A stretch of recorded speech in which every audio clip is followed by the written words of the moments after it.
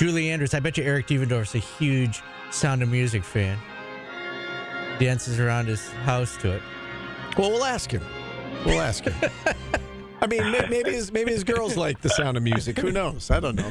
Devo, what's up? Good to chat with you. How are you?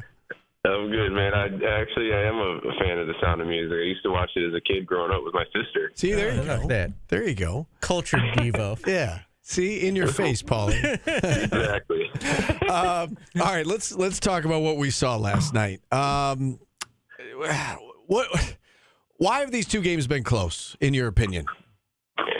I mean, the big part is obviously the defensive side of the ball. I mean, offensively, we know they're capable, and I think they're capable defensively, too. It's just, the rotations aren't there, and, I mean, simply they're just not keeping guys in front. I mean, it was, Teching the first game versus Lemoyne, and then it was Cox really the whole game for Colgate. I mean, he was just a blur getting into the lane, breaking guys down. They were just driving and kicking and, getting open opportunities. So, I mean, it's just guys have to be able to stay in front, and then when they get by, they got to be able to rotate. They're just standing in the corner watching the ball. And, I mean, those are, you would think, simple fixes. Guys just have to be able to lock in and do it. Have you ever seen a Syracuse team get beat down the court like this team? I know it's only 2 games, but off of made baskets, they're getting beat down the court and giving up fast break points off of made baskets.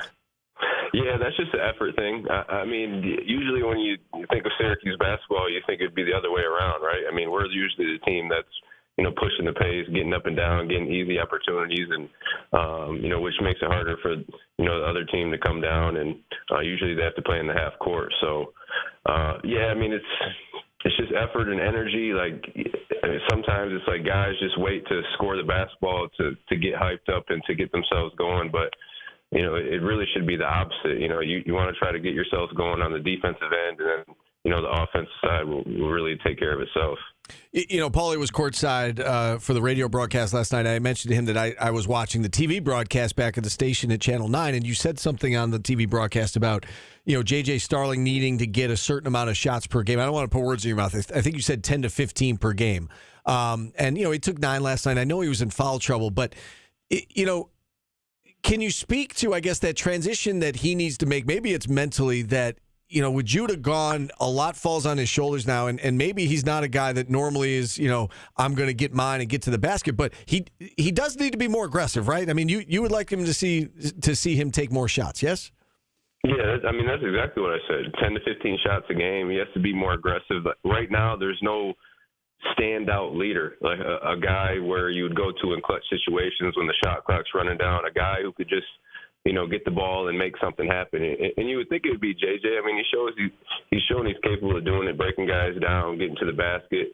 He did it a few times last night, and, he made a couple of threes as well. But they need a guy to really, step up and, hey, I'm the man, I'm the leader, I'm the alpha. Even just like communication-wise, you see Eddie, he's talking, he's doing his thing, but for teams to be good in college basketball, you have to have great guard play. I mean, you're not going to win with just a great center or a good center. You got to have it come from the guards, and I think he's the guy who has to step up. He has to be aggressive, he has to be vocal, and he has to want to do that and take it upon himself.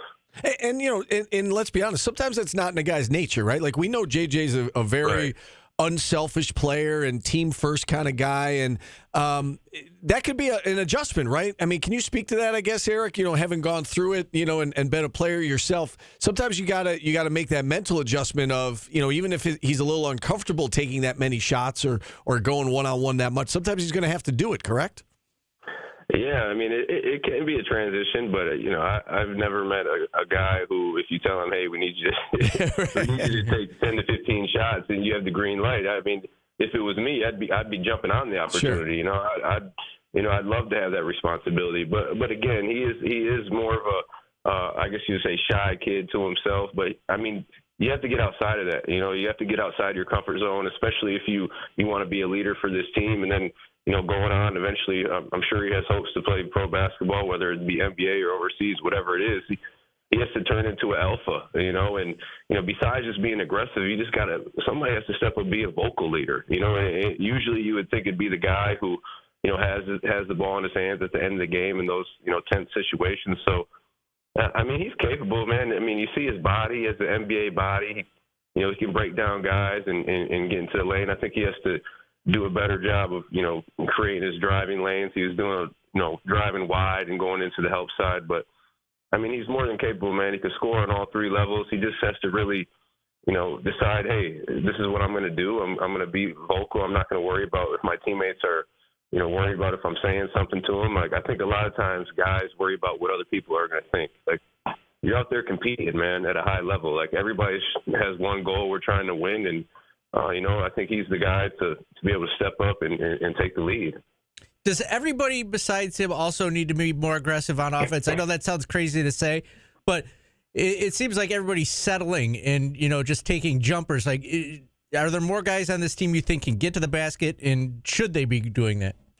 Agreed. I mean, I said that, too, on the broadcast. I think we're just settling a lot for jump shots. And, I mean, you want to take the open opportunities for sure, but you don't want to settle. You want to be able to put pressure on the defense, go right at their chest. And when you do that, you're just opening up more opportunities for the outside. But, I like what Davis has done the first few games. Like, his role in my mind was to be the enforcer, to be the guy who goes right at your chest. And, the two exhibition games, I don't think he really did that. He settled for more of the outside looks. But these first two games, against Lemoyne and Colgate, he's done a good job of being aggressive, just being around the rim. I mean, even that last rebound, he went up and got that rebound, and he has the body to do that, be physical. And, obviously Eddie's a big guy. You don't want to be fading away from the rim, shooting those, 5-foot jump hooks, go into his chest and try to finish around the rim. And, same thing for Bell and JJ. Bell is a guy who he's still working on his in-between game and getting to the basket. But, I mean, he's super athletic. I mean, we've seen in the past years, transition blocks or weak side blocks for him. So he has the athletic ability to get in there and finish at the rim. But, yeah, just everyone has to be aggressive because when you put pressure on the defense from the start, trying to get to the rim, like I said, it just opens, more opportunities outside for you.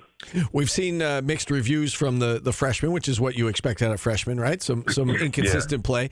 Elijah Moore didn't play much in the opener. I thought he did a nice job last night, provided a spark off the bench. Donnie Freeman had a great opener, and then, for a double-double perspective anyway, and then last night only played 15 minutes. What do you make of those two freshmen in particular and what they've looked like to this point?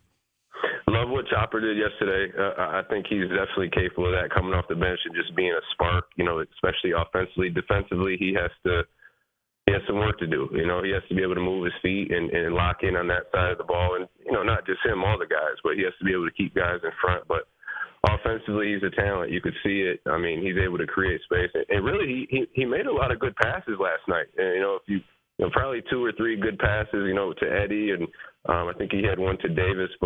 And you even saw him handling the ball a little bit, bringing up at the point guard. That's something that I guess they're taking a look at. But he's more than capable coming off and being a offensive spark off the bench. And then obviously Donnie, he's a McDonald's All-American. He's super versatile, but he's not ready to really play out on the perimeter yet. He's a guy who has to work in the mid-range. I think he can get it off the elbow and kind of square up and take his man from, 15 feet in. Right now he struggles on the perimeter, handling the ball. And I think just putting him in situations where he's closer to the rim in that mid-range area, it'll just make him even more effective. But, I mean, he's a super talented kid. Defensively, he's capable. But he's struggling keeping guys in front right now.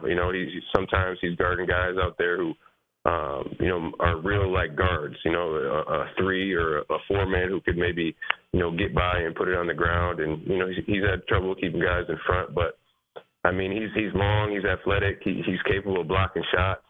And, defense is just effort, man. You just got to want to do it. You got to take some pride in yourself and say, hey, this guy is not getting by me. And then when they do, you got to be able to rotate as a team. The guys were just standing in the corners or, a couple times on a pick and roll, we hedged out. And then, the weak side was still standing in the corner instead of coming to the middle of the paint and meeting that roll guy. So, defensively, it's just about effort. And for me, that's kind of what is really standing out. It's just, I guess the effort and just knowing what to do on that end. I got one question for you.